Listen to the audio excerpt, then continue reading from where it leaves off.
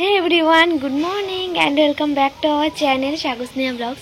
তো তোমরা সবাই কেমন আছো? আশা করছি সবাই খুব ভালো আছে, আর আমিও ভালো আছি। তো পেছনের ভিউটা দেখে বুঝতেই পারছো যে আমি বাড়িতে নেই। তো হ্যাঁ, আমি এসেছি আমাদের এই বাড়িতে, মানে আমার বাবার বাড়িতে। কালকে বিকেলে এসেছি, কালকে আর কোনো ভিডিও করা হয়নি। তো ভিডিওটা আজকে সকাল থেকে স্টার্ট করছি। এখন বাজে প্রায় সকাল 8টা 5 মতো। আমি উঠে পুচকুকে খাইয়ে দিয়েছি। আর এখন আমি আর ঠাম্মা একটু রাস্তায় হাঁটবো, মানে কাজ নেই। ঠাম্মা সকালে রান্না বান্না হয়ে গেছে, খাওয়া দাওয়া হয়ে গেছে। আমার ঠাম্মা সকালের রান্নাটা একটু তাড়াতাড়ি করে, যেহেতু দাদু 8টার মধ্যে ভাত খায়। তো দাদুর খাওয়া হয়ে গেছে। আমি এত সকালে যেহেতু আমার ভাত খেয়ে অভ্যাস নেই, আমি ভাতটা খাবো না। আমি আর ঠাকুমা বললাম চলো রাস্তা থেকে এখানে একটা দারুণ চায়ের দোকান আছে, চা পাওয়া যায়, একটু চা খেয়ে আসি। তো পুচকুকে রেডি করে দিয়েছে আর ঠাকুমাও রেডি হয়ে গেছে। তো চলো যাওয়া যাক। তো দেখো, এই যে আমরা চলে এসেছি চায়ের দোকানে। তো এখানে আমি ঠাকুমার পুচকু এসেছিলাম, তো চা বানাচ্ছিল কাকু। আর পাশেই একটা জন্মদিন ছিল একটা ভাইয়ের, তো সেই বাড়িতেই কালকে যেহেতু জন্মদিন হয়ে গেছে, বেলুনগুলো ছিল সেইগুলো নেওয়ার জন্যই পুচকু জেদ করছিল, তাই ঠাম্মা আবার ছিঁড়ে এনে দিয়েছে। তো তারপরে ওখানে চাটা খেয়ে চলে আসলাম বাড়িতে। আর এসে দেখো, পুচকুর জন্য কুরকুরে এনেছিলাম, সেই কুরকুরেটাকে কি করেছে, মানে ছিঁড়ে সারা ঘর ছিটিয়েছে। আবার খাইয়ে দেখাচ্ছে যে কেমন করে খেতে হয়। আমি বারবার করে বলছি দেখাও বাবা কেমন করে খাচ্ছ, আবার মানে আমার ক্যামেরার দিকে তাকিয়ে বারবার করে দেখাচ্ছে। আর কত ফেলেছে সেগুলোও দেখাচ্ছে আমাকে আঙুল দিয়ে দিয়ে। আমার ঠাকুমা আবার সাইড থেকে বলছে যে আমাকে একটু দাও, আমাকে একটু দাও। ও আবার উঠে তাড়াতাড়ি করে ঠাকুমাকে দিতে গিয়েছে কুরকুরে। ঠাকুমাকে আবার খাইয়ে দিচ্ছে, হাতে দাও একটু আমাকে। বুনুকে ভাত খাইয়ে দিচ্ছিল, তাই আবার ঠাকুমাকে খাইয়ে দিল কুরকুরে। তো তারপরে দেখো, এদিকে পুচকুর সাথে অনেক গল্প টল্প করার পর আমি চলে আসলাম এদিকে রান্নার কাছে। আর আজকে দাদু নিয়ে এসেছিলো চিকেনটাকে ধুয়ে লবণ হলুদ আর লেবু মাখিয়ে রেখেছি।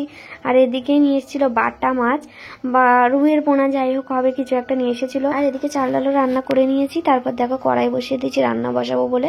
তো এখন শুধু মাছ আর চিকেনটা হলেই হয়ে যাবে। তাছাড়া ঠাকুমা সকালবেলা রান্না করেছে, আর আমি বেশ কিছুক্ষণ আগে চাটনি আর পালং শাকটা করে নিয়েছি। তো এখন শুধু মাছ আর মাংস, আর লাস্টে ঠাকুমা হয়তো ভাত বসাবে, তাহলে হয়ে যাবে। আর পুচকু দেখো এখানে এসে বারবার করে জ্বালাচ্ছিল। আর এখানে মাছও ভাজতে দিয়ে দিয়েছি, মাছ কিছুটা ভেজে নিয়েছি আর এখন কিছুটা ভাজছি। অল্প করেই নিয়েছে মাছ, যেহেতু চিকেন, আমাদের বাড়িতে সবাই চিকেন খেতেই ভালোবাসে।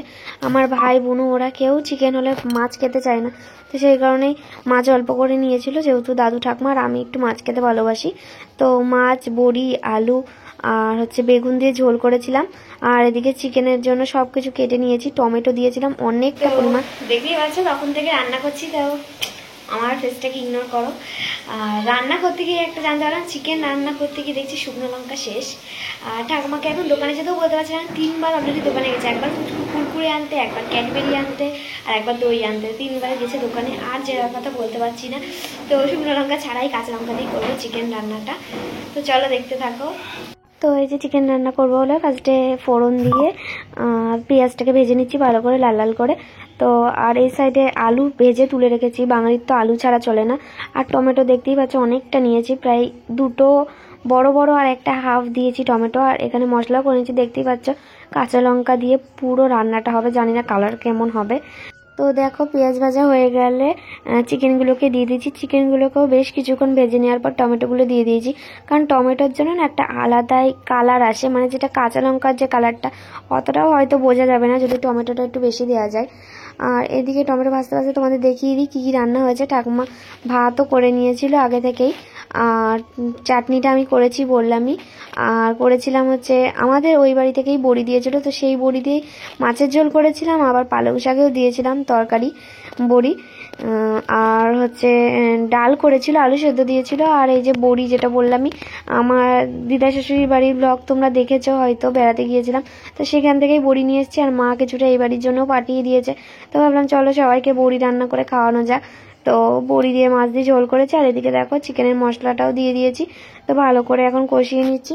তো কষানো হয়ে গেলে গরম জল দেবো। আমি চিকেন রান্না করলে নর্মালি গরম জলটাই দিই। তো গাইস দেখতেই পেলে তখন রান্না বান্না করছিলাম, রান্না বান্না সেরে একেবারে স্নান করে ক্রিম ট্রিম মেখে পুচকুকে খাইয়ে ঘুম পাড়িয়ে দিয়েছি। বেশ অনেকক্ষণই হয়ে গেল। তারপর আমি শুয়ে শুয়ে ফোন দেখছিলাম। তো এক্ষুনি ঠাকুমা ডেকে বললো চ খেয়ে নিবি। তো দুপুরে যা যা রান্না হয়েছিল, মাছ, মাংস, ডাল সব দিয়ে ভাত খেয়ে নিলাম।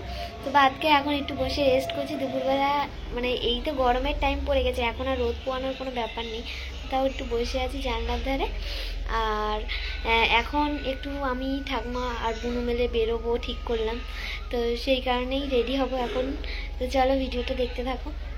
গাইস দেখো ফাইনালি আমি রেডি হয়ে গেছি আর এখন বেরোচ্ছি। আর এই যে হাতে এই 3টে জিনিস, টাকা ছাড়া যাওয়া যাবে না। আর টিফিন বাটিতে হচ্ছে পুচকুর খাওয়ার।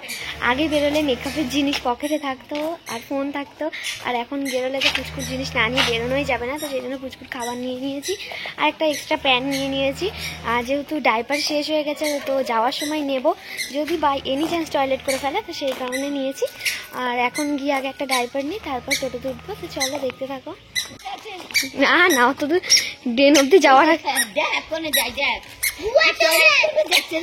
ও রাস্তা কোনা দিয়ে যাচ্ছে, মাঝখান দিয়ে যাবে নাকি? ওর বুদ্ধি নেই। ও বই যে গরু, হ্যাঁ ও কি সার বাবা, ভেবেছে সার, বুঝলা?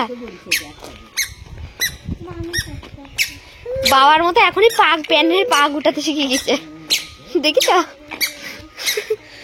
এরে টাকা এ মুচকু, তো দেখো পুচকুর প্যাম্পাস নিতে গিয়েছিলাম দোকানে, আর ওখানে নিতে গিয়েই বুনু বললো চল লস্যি খাবো।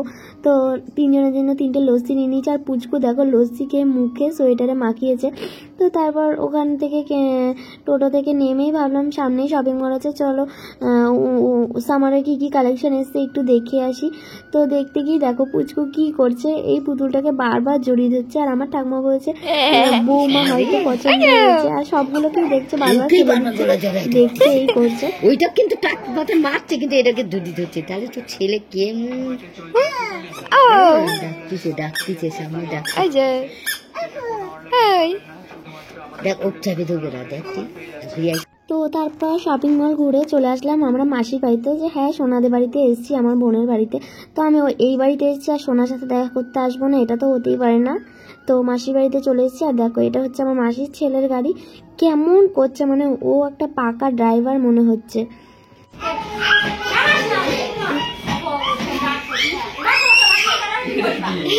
তো গাইস ফাইনালি আমরা বাড়ি চলে এসেছি। আর দেখতেই পাচ্ছ কত লিপস্টিক পরে গিয়েছিলাম, সব লিপস্টিক মানে খেতে অল্প অল্প করে উঠে গেছে। তো ওদের বাড়ি থেকে চা করেছিলাম দারুণ করে, যেটা আমি করেছিলাম, কোনো ভিডিও নেওয়া হয়নি। চা মুড়ি বিস্কুট আর সিঙ্গারা খেয়েছিলাম। তো তারপরেও আসার সময় যেহেতু ভাত না খাইয়ে ছাড়ছিল না, আমি যখনই যাই মানে ওরা ভাত না খাইয়ে ছাড়ে না, তো ভাত খেয়েছি মাছ দিয়ে অল্প একটুখানি। আর তাছাড়াও বাড়ি আসার সময় মানে টোটো থেকে নেমে আমাদের এখানে একটা মোস্ট পপুলার আইটেম বলতে পারো, মানে পপুলার খাবার পেঁয়াজ দেওয়া ফুচকা, যেটা এখানে দারুণ বানায়। তো আমি ওটা অনেকগুলো খেয়েছি ফুচকা। আর তাছাড়াও এই যে মিষ্টি নিয়ে এসেছিলাম বাড়িতে, ঠাকুমা সবাইকে মিষ্টি দিচ্ছি, মিষ্টি খাচ্ছি। আর মিষ্টির দোকানেই যে নিমকিগুলো পাওয়া যায় সেটাও আমার খুব ভালো লাগে, তো সেগুলোও নিয়ে এসেছি। তো এখন ওইগুলোই খাওয়া দাওয়া করবো। আর তাছাড়া রাতের খাবার তো হবেই। তো আজকের ভিডিওটা এখানেই শেষ করছি, দেখা হচ্ছে আবার নেক্সট ভিডিওটা কেমন লাগলো অবশ্যই কমেন্টে জানিও। তো আজকের মতো টাটা।